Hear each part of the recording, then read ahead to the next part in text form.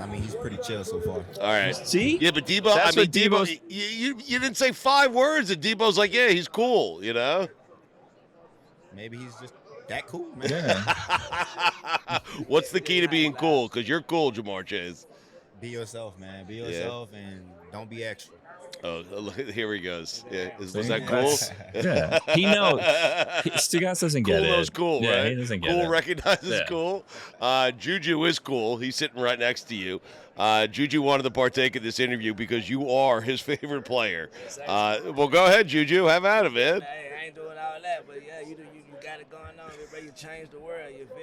Greedy took over, you know what I mean? Cool Joe, come on, bro. Say less type shit, you feel me? Salute to you, bro. Appreciate that, bro. No doubt, yes, sir. I'm going to play a little game with you here after we promote what's going on with Pepsi and Carnival. But why don't you tell us what is going on? You guys got a great promotion going on, great giveaway, and that's why you're with us. So tell us what's happening and how you got hooked up with Pepsi Zero and Carnival. Yeah, so I'm here teamed up with Pepsi Zero Sugar to have a chance to give rookies a free cruise, man. You got to sign up at PepsiZeroRookie.com, and it gives you a chance to win a free cruise. You sign up over there, and you know what I'm saying? You got a free cruise, man. Are you a cruise guy? Yeah. I've been on one of them. Yeah. What What'd do you think? It was all right. You had the drink package? Nah, I was a little young, so I was really running to the ice cream machine a lot. Yeah. And I was going to Mexico, Oh, so I was God. a little young. The endless ice cream machine was the Yeah, best. yeah. Where'd you guys go? Do you know? Bahamas, maybe? Nah, we went to Mexico. Oh, Yeah. how was that? It was cool. It wasn't too bad. I was young, but You see what I'm saying? pyramids and stuff or no? At the time, bro, I just wanted to run in water and sand. You know what I'm saying? Yeah. That was it. Let me ask you a question. I had this idea, and I feel like this is a good one to run by you. He's cool. So when you get off the ship, I don't know if it happened to you, but a lot of times they sell you like bracelets and all this Yeah, stuff, I right? remember that. So I was telling Stugotz, I was like, you know, it would be a really nice gesture of us because people come on here and we're promoting things, but like for the most part, we're not giving you guys a lot, right? So I was like, we should have brought like friendship bracelets to give to people so that they realize that we appreciate their time. I mean, you could do that. Yeah. Like a little wristband. I got a little wristband on. Yeah. Oh my God, you have more than a little wristband going on there. Wait, Jamar, let me see that wristband. Let me see that little wristband. That's a little Jesus wristband. Christ. Oh, that wristband. Okay, the blue and white one. Okay. Yeah, look past. Because the other two, they're not friendship wristbands, right? That's a little gift. We're really good friends. Wait, is he still cool? He's still cool so far. Yeah, man. He's still cool so far. I love it. Wait, so when you went to the ice cream machine as a kid on the cruise, because that's what you do, you go to it like 1,000 times a day. Yeah. Do you go vanilla? Do you go chocolate? Or do you go in the middle, half vanilla, half chocolate? I'm just straight chocolate. Same. I mean, Really? straight vanilla. Really? I don't do chocolate, actually. Oh, wow. I just like a little vanilla, maybe some sprinkles on it. Keep it going. Keep it going. It's so great. All right, here's the game I want to play with you, okay? Chase, Burrow, or Jefferson. Are you down with that? Are you good with that? Let's do it. You guys played on the same college team. That's insane, man. It's the greatest college team in the history of college football. Yeah, it is. It is. Like better than the Canes teams I grew up watching. That's 100% a fact. Jesus Christ. All right, most likely to tear up a dance floor at a wedding or a party. Jefferson. Really? Jefferson, for Really? sure. That might be What? moving. You were so quick with that, man. Hey, if he was here right now, he would get on his mic and start singing too. That guy could do it all. Yeah, but is he a good singer? He in the middle. I ain't gonna lie. He got a little vocals, but sometimes it throw you off. Okay. And what's Burrow doing? He's not dancing at all? He the guy in the corner with the shades on, just watching everything. Cigar. With the cigar, Mhm. yeah. Right. Now he's cool. Like Burrow's cool. He got his own type of cool, man. Yeah. He got his own section. He's in his own lane. Well, can you explain his coolness? Like, what is it? Hey, man. I don't know, bro. I can't even explain it. He's just that guy. You know what I'm saying? He just has that walk about himself. He's just that guy already. All right. Is Ed Orgeron a crazy person? He is. Do I think he is? Yeah, one? yeah. He is. Maybe a tad bit. Yeah, but good. Like good crazy. Good, exactly. Good Yeah. crazy. You know, it's all for football. Would he like walk around the facility like shirtless all the time? All the time. Come on, Jamar, come He on. would do that. Yeah, he would do that. How much, like percentage of time, pie chart, percentage of time Ed Orgeron was hanging around you without a shirt on? Not too much. No. I wasn't always around him with a shirt off, but Right. he walked through the locker room every here and there. I see him after practice go walk down to go on the levee, go walk on the levee. He'd have no shirt on. So. Would you guys ever be like, Coach, let's go. Toss the top on. Let's Nah, do it. Let him do his thing, man. Let him do his thing. All right, best singing voice. I know you said Jefferson would sing. but best singing voice, Burrow, Chase, or Jefferson? I'm gonna go back with Bro again. I'm gonna go give it to Jefferson. Really? Okay. Jess can sing a little bit. Most likely to pick up the tab at dinner. Burrow. Yeah, well, better be Burrow. I'm giving it to him. Who is the coolest? Who thinks they're the coolest? I'm probably the coolest, and Joe probably think he's the coolest. But he's not. Nah, he is. But you're the coolest. It could be flip-flopped the other way, too. Right. It could be flipped. Burrow amazes me, man. Like, he really does. Yeah. What I love about him is, like, you might think you have the better quarterback. He doesn't care about the situation. You don't care either, by the way. Exactly. Go to Buffalo? Got to go to Buffalo. Kansas City? Got to go to Kansas City. You don't give a shit. And I love that. And that has to give your team so much confidence that your quarterback is the most confident person on the team, right? He is, man. Yeah? He knows how to keep posture the whole game. The best thing about Joe, I can say, is one thing, bro. He doesn't show no emotion. You know what I'm saying? And that's the best thing you can ask for in a quarterback, that shows no emotion. Right. Because he thinks he's the best one on the field, right? It's not that. It's just he's always poised. He's always in the moment and ready for the next play. I don't want to – I'm hesitant to go here, but it's turned into a feel-good story. But if you could put us kind of on that field that night with Damar and kind of what you guys went through and your personal experience watching that play out on the football field. Yeah, it was a bit of an overwhelming experience, I can say.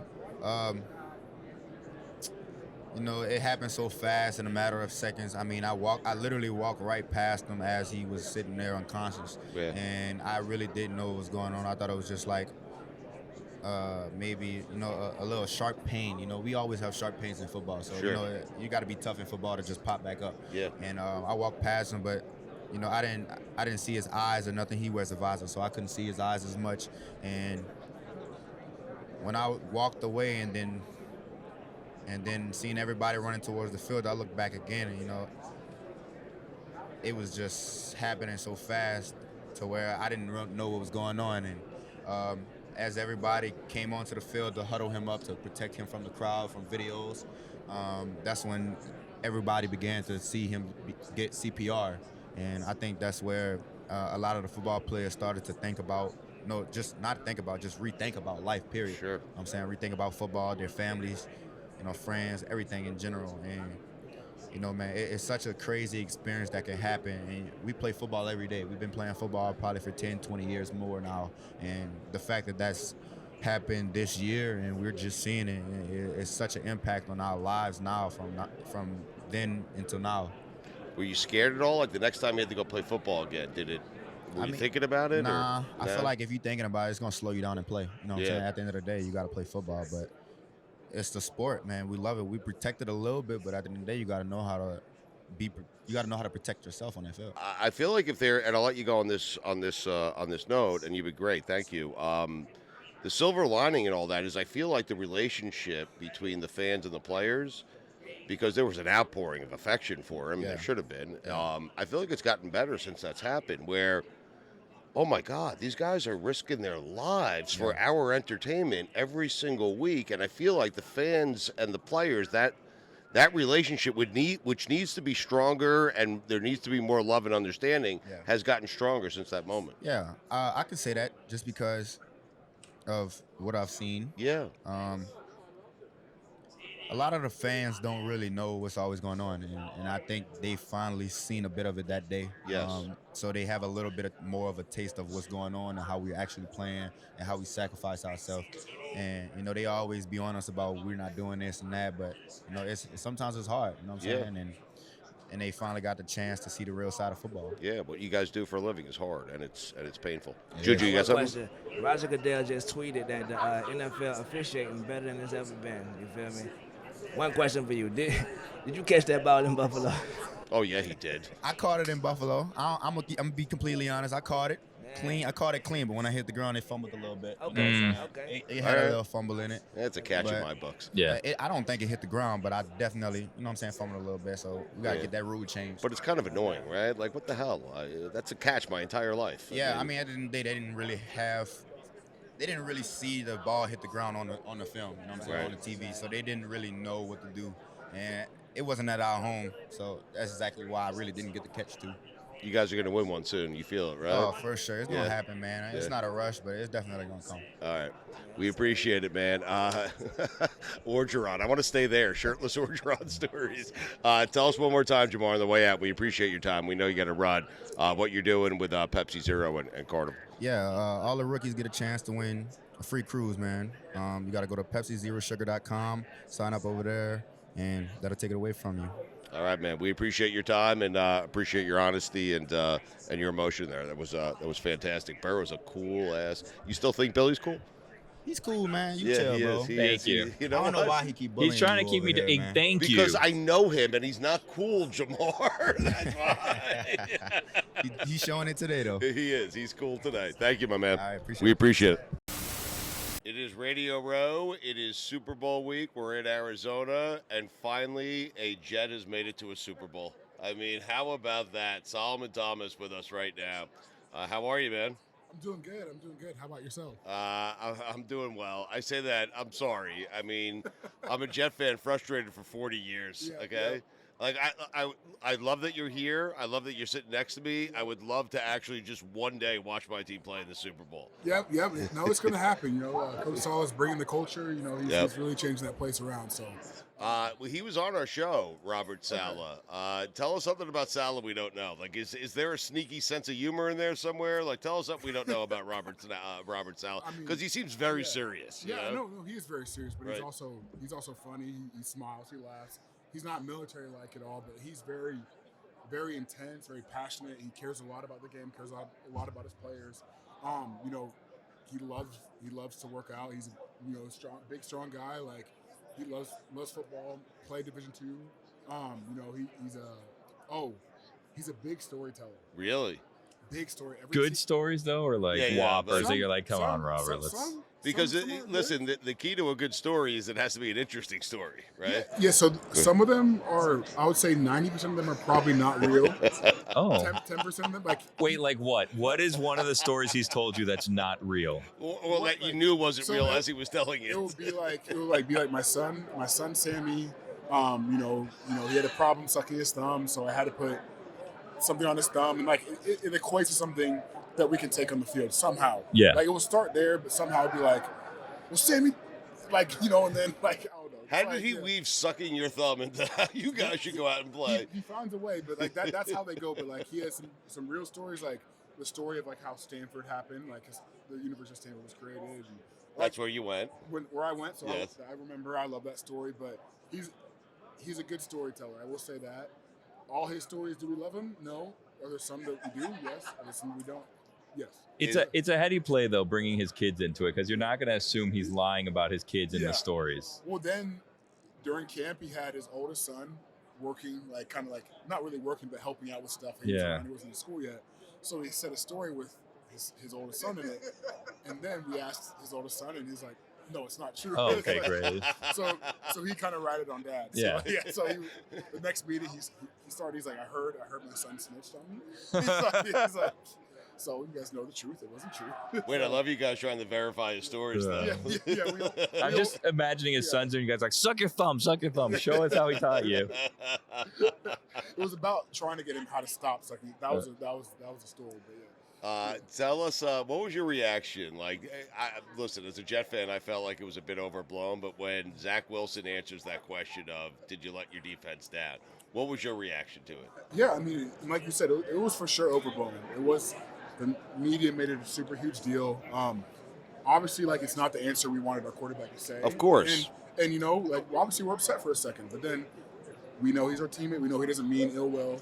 And we know he's young. He's out there trying to win with you guys. He's trying to win. Like, Zach's putting his all in this game, and you know, he came into our defensive room. He stood up in front of the whole team, apologized, and we're like, you know, we forgive you. We got your back. Obviously, at that time, we moved on to Mike White, but it's not like, you know, we were mad at Zach. We were like, okay, we forgive you, but we're moving on, like, with our best chances to win. Do you think the team still believes he could be a guy that leads them to a Super Bowl? I still think the team believes and the players believe that Zach is going to be a great quarterback in this league. Okay. I don't know if it's going to be for the Jets. I don't know who it's going to be for, but I personally believe my belief is that Zach Wilson will be a talented quarterback in this league. Do you marvel the way we marvel at Joe Flacco's ability to? Well, first off, let's start here. Do you marvel the way we marvel that Joe Flacco's hair never seems to move? Honestly, I haven't paid attention to Joe's hair like that. Really? But I mean, how could you not? I mean, but Joe's awesome. He's a great vet, great leader in the locker room. But he has the rare ability to be one of those guys that will actually, like he started a couple of games. So he had a big win for you against Cleveland. Yeah, huge one. Huge game. But when he takes the helmet off after actually playing in a game, it appears that Joe hasn't played in a football game, right? It's not looking wet or messed up at all. It's like perfect. Yeah, I guess he's got the secrets. I got to talk. Would to you Joe. prefer like he just goes and messes up a little? Like, okay, thank God. Like Joe struggles a little bit. He's trying a little bit. I'll have to get on Joe. Yeah. I don't know how to go about this, but I desperately want Aaron Rodgers to be the Jets quarterback. Uh-oh. I'm thinking. I mean, Sullivan. I'm thinking this is a chance for you and I together. Because listen, you play for them. I love them. I've loved them for 40 years. How do we get Aaron Rodgers over? Like he's going to do this 4-night darkness thing where he's going to go think about it after the Super Bowl, which is really, really weird. But Aaron's a weird guy. But I think with Aaron, you guys probably make the Super Bowl. Yeah, I mean that's the piece we're missing right now. It's just a veteran quarterback who can take us, who has won games before, who has the experience and the leadership to get us there. Right. We have the defense, we have the special teams, and we have great offensive players around us. We plug in that quarterback. I feel like we can do special things. Billy, you're wondering about the 4-night darkness thing. Too, No, right? I saw about it. Hopefully, he takes enough of whatever it is he's taking and comes out and says, "I want to be a Jet." How about that? He's got to meditating on the Jets. So that's what we'll put out. Wherever he is, wherever he's meditating, we'll just go Jets. So you're a finalist for the Walter Payton Man of the Year, and you do a lot with your foundation. What can you tell us about that? Yeah. So my family and I, we started the defensive line. It's my family's foundation in honor of my sister Ella, who died by suicide in 2018. So we're a suicide prevention, mental health foundation, nonprofit. Our mission is to end the epidemic of youth suicide, especially for young people of color, by transforming the way we connect with people with mental health. And we're doing this by we're going into schools and we're running these suicide prevention programs. Well, it's schools, it's business programs, it's collegiate sports programs. We're going in there, we're running these suicide prevention programs, teaching people how to talk about mental health, how to have the conversations, how to look for warning signs if a teacher, a coworker, a student athlete, a student is struggling, how to look for that, how to assess it, how to talk about it, what to do in crisis situations, how to have an action plan for yourself, for your students, for those around you, and just to create a safer mental health environment for all those around us. Just because when you're at home, your family, your friends, they don't see what you go through every day at work or in the locker room or at business. Like your coworkers, your student athletes, your coach, your teachers are the ones who see you. So we're trying to teach them how to handle situations because they're most likely the ones who are going to see those behavior changes. We're going to see you guys struggling. So we're really just trying to create a safe mental environment for everyone, so everyone can be there for each other, be there for themselves, and we can save lives. Through your experience with this, why have you what's the reason people find it so difficult to talk about this? What do you generally hear from people as to why it's so hard? Because it's something that has kind of hit close to home with my family, and so I'm wondering, and I'm glad that the person who was going through it actually spoke to me about it. But why do you think it's so hard for others to speak about it? I mean, there's a lot of reasons going back to the stigma, but for me, it's a lot of not having the awareness, not having the right education. The stigma that feelings, emotions, mental health is a weakness, that it's something that you can just get over. It's not true. Mental health is a scientific disease where your brain's way of telling you, hey, I'm not getting the right chemicals to my brain. I'm not blocking enough cortisol. I'm not getting the right enough serotonin, dopamine, whatever it is. Your brain's not getting the right chemicals, so you can feel happy, so you can really process your sadness, so you can feel like you're doing okay. So it starts with a lot of that, and a lot of that has been kind of presented by male culture about being tough, being a man, not being able to cry, not being able to talk about these things. So it starts with a lot of men, but it also starts just with the total stigma against mental health. But ultimately, we need to let people know it's okay not to be okay. It's okay to feel sad. It's okay to feel anxious. It's okay to feel depressed. You can't control it. You can't control right. it. And there's nothing wrong with you. There's so many people alike who are going through this problem. So it's important to have this conversation. It's important to talk about it. It's important to understand there's help out there. There's hope. There's therapy. There's meditation. There's people who care and want you here. And that's what we're trying to reprogram and redesign. The language around mental health, the stigma, erase the stigma around mental health. Just let people know that they can be themselves. They can be free. They can take care of themselves and they're loved. That is, well, it's well said, and you're doing fantastic work. I found it interesting. Why did your family move? You moved to Australia for 5 years when you were a kid, and you were very young. Why? And do you remember anything about Sydney, Australia? I only ask that because I have 2 friends who live out there, so they love it there. Yeah, no, I love Australia. It's a close place in my heart. We moved out there for my dad's job. He was working for Parker Game at the time. He was an international sales manager. But, we were stationed out there for 5 years, amazing 5 years. I remember more towards the end. I did first grade out there in kindergarten. It was just fun, just going to the beach every day after school. This way of life out there. It was really cool, really free, really happy and accepting people. And we really enjoyed my time. It doesn't sound like New York at all. Yeah, why'd you come back? Sounds awesome. I'm from New York. Yeah, that ain't it. Yeah. I love New York too. It's definitely different, but I love my New York people. I love the area of New York as well. What do you love most about New York? The food, man. Yeah, it's so good. Go anywhere and have the best food of your life. It's the best pizza ever, right? Oh my gosh. Yeah. The pizza's so good. So good. What's your pizza place of choice?